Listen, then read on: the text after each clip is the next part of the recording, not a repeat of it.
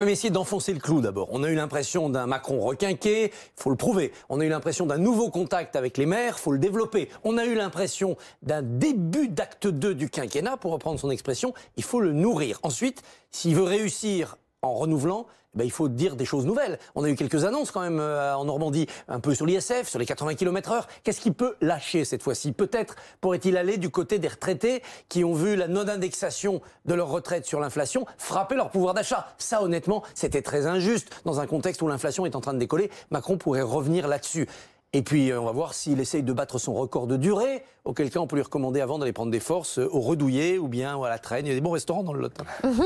Alors, là, on est au deuxième échange avec des maires. Il veut aller dans les 13 régions. Ouais. Il n'y a pas un risque de lassitude? Si, bien sûr. Ça ne peut pas être le Macron Circus, donc il faut qu'il change. Alors, il a plusieurs solutions pour changer. Par exemple, il peut thématiser. Il peut dire on va faire un rendez-vous dans une région avec des maires, peut-être en moins grand nombre, parce qu'on va parler spécialement sur un thème, la mobilité, ou uniquement la fiscalité, ou le désenclavement, ou les collectivités locales. Ça sera moins spectaculaire, ça peut d'ailleurs se faire à huis clos, ça peut être plus précis, avec des annonces à la sortie un petit peu plus concrètes. Il y a une région qui va être un peu à part, c'est la Corse. Là, on va devoir évidemment parler de sujets qui les passionnent et qui sont de nature plus politique. On peut renouveler par les thèmes, on peut renouveler aussi par l'échantillon. On peut mettre des maires et d'autres représentants des Français. Par exemple, les associations, et elles sont au cœur de ce grand débat. Par exemple, des chefs d'entreprise. Par exemple, après, pourquoi pas un peu de syndicats, peut-être à un moment donné des Français moyens, peut-être aussi à un moment donné, vers la fin, si ça marche très bien, quelques gilets jaunes modérés qui viendraient discuter avec le président. S'il arrive à faire ça, ça sera un chemin croissant. Sinon, ça va être très redondant. Il y a aussi un match de l'image, bien sûr. Grand débat d'un côté, manifestation demain. Eh oui, légitimité du débat, légitimité du combat. Si on s'installe dans cette compétition, ça va pousser à la surenchère. Ceux qui verront le mercredi une performance du président,